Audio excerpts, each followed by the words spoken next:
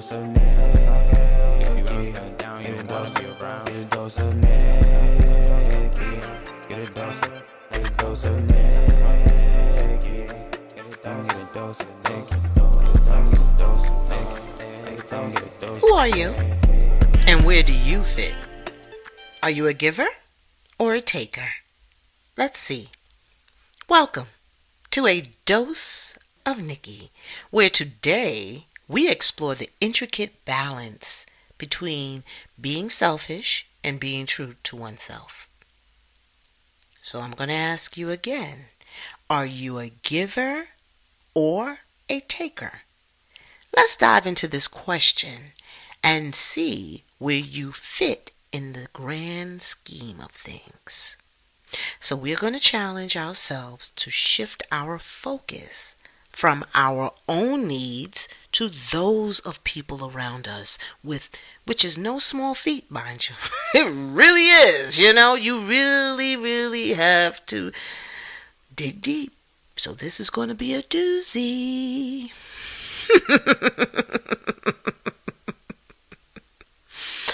We are going to lean heavily on humility in our daily lives, okay? Can you handle this? We're going to discuss the importance of community and connection. And together, we'll uncover how fostering a mindset of service not only enriches our own lives, but also benefits others. Let's unpack that.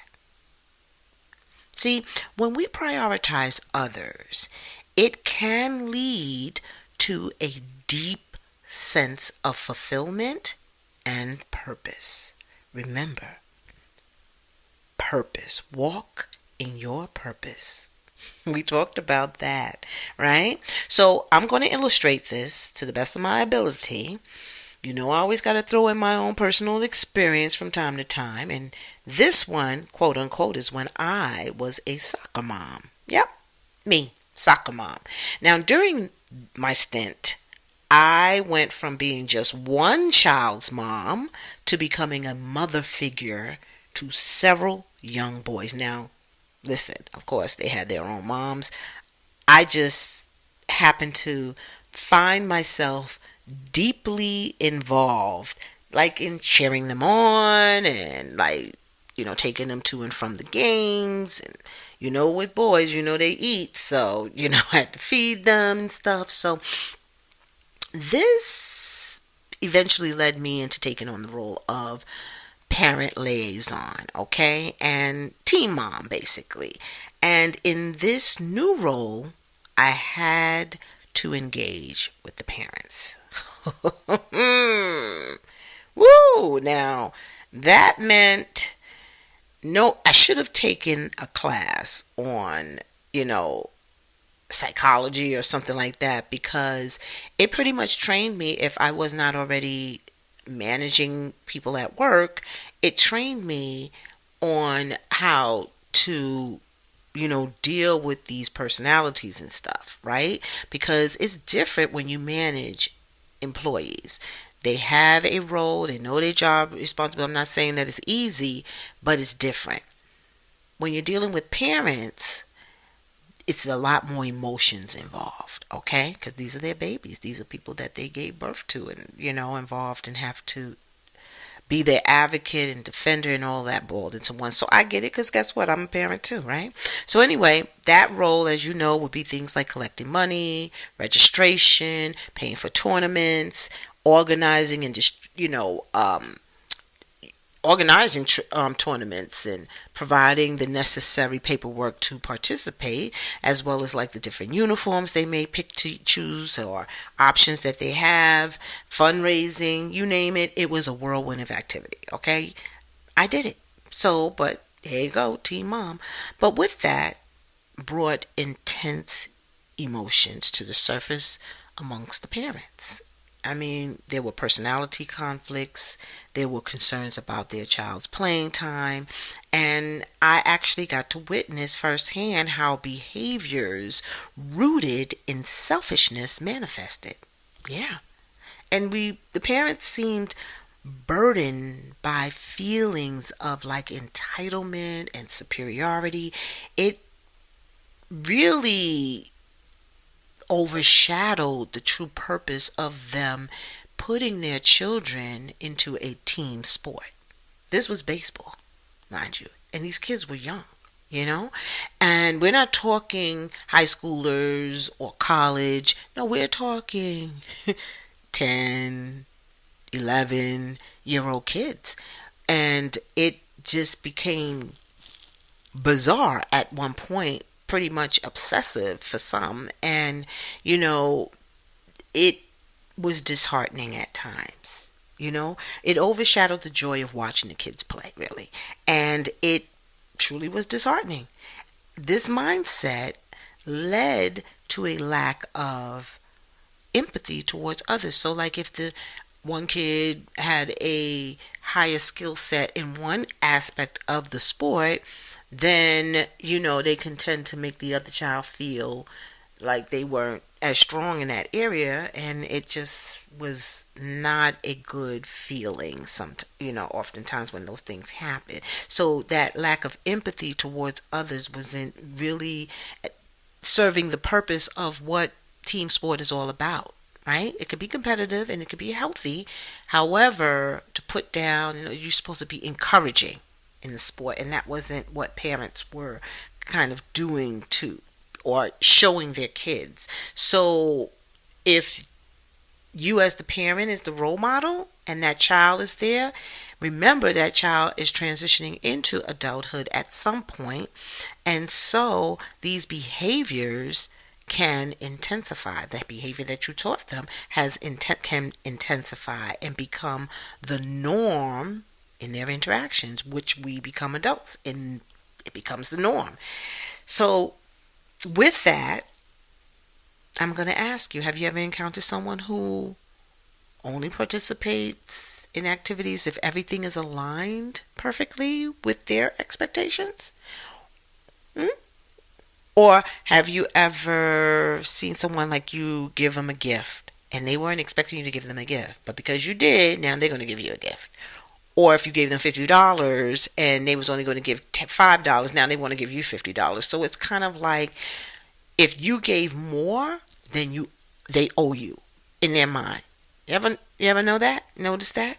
They want to match what you give so it doesn't feel like, because that's their mindset, not yours. How about this one? Your money is our money. You're in a relationship, and they go, your money is our money, but my money is mine. See, that's a classic example of a taker mentality. Yep.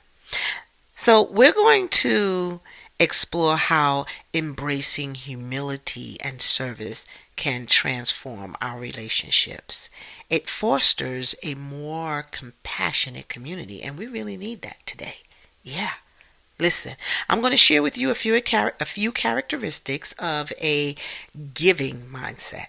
Let's see if you all have or possess any of these. And if not, listen and try to implement it into some of your characteristics. Let's see how that works for you. So the first one I want to talk about is empathy, which I mentioned briefly earlier, right? It's when we possess strong ability to understand and share feelings of others. So if a person isn't feeling so well and you recognize that and you offer them the necessary support. Yeah, empathy. Then there's selflessness. Yeah, look at that. That's when we prioritize the needs and the well-being of others above our own. Yeah, that can be difficult for many people. You find joy and fulfillment in acts of kindness and generosity. It makes you feel good when you give. Yeah. And then we really need this one. And a lot of people start to do this a little bit more during the holidays, but this would be something that we incorporate into our day-to-day activities, and that's gratitude. Regularly express appreciation for what we have and recognize the importance of giving back. Oh my goodness, look at that gratitude. Even just for us to breathe the air that we breathe right now. Who did that for us? I don't know. Do you? Or better yet, I do know. Do you? We should be grateful for that. Then, this one is one of my favorite characteristics. It's actually something that I described in beauty, and that's active listening. Yeah, active listening is just one of the most amazing things to do. And that's just simply taking the time to listen to others and showing genuine interest in their thoughts and feelings. You ever experienced that? Like you've had a conversation with somebody and they're talking to you and you're all in. You hear everything they're saying or even the things they're not saying. And then you go to speak and then all of a sudden they just kind of like tune you out and you can feel it. You recognize that that's what's happening. See, I do a little trick sometimes when a person does that to me. I'm talking, I'm speaking and everything. And because they're not saying anything, you assume that they're actively listening. And then I'll throw in a question of what I just said. So for example, I go, the boy went to the store. And then you go, where do you think he went? You just told him it was the store. And they'd be like, what? Yeah, because you weren't actively listening. Yeah, selfish. Anyway, the next one is being open-minded. Yeah, that's a great characteristic of a giver. That's when you are open to new ideas and perspectives, right? It allows you to connect with diverse groups and to be receptive to different ways of helping. Oh yeah, open-mindedness. It's a beautiful thing. And then this one is a positive attitude. You know how we did the whole segment on negative Nancy? Well, we're talking about positive Pete. Now, this is when we have to maintain a positive outlook and believing in the potential of positive change. Just because a person continuously do something, you're hopeful that may not. I'm sorry. Let me back up. The person probably does something over and over. You're like, they always going to be the same way. But if you look at it and say, well, maybe this time you give that person a chance. It's a positive outlook. It's a positive attitude. Try it. And then this one is one of my favorite also. It's like non-judgmental nature. Having a non-judgmental nature. It's when you approach others without judgment. Right? I was just talking about assuming like here he go or here she goes again. Talking the talk, walking the walk. Yeah. But this is when you can't take that on. This is when you're non-judgmental, you recognize that everyone has their own struggles and deserves kindness and support. And then the last characteristic is resilience. Ooh, it's so sexy. Resilience. It's when we bounce back from setbacks and continue to give. I remember someone said this when the person lost their job or they was, laying people off. They said, don't worry. When one door closes, 10 more open. Yes, and with that mindset, boom! You are resilient. Now, these characteristics not only enhance our own lives, but also positively influence those around us. It creates a ripple effect of kindness and generosity in our communities. So, with that, which are you? Giver or taker? I want you to think about it. I really want you to think about it. So I encourage you to reflect on your own experiences and consider how you can shift towards a more giving mindset. You're not going to lose anything. It's all gain with giving. Until next time, on A Dose of Nikki, keep your heart open and your mind curious. And be well, my friends. Be well.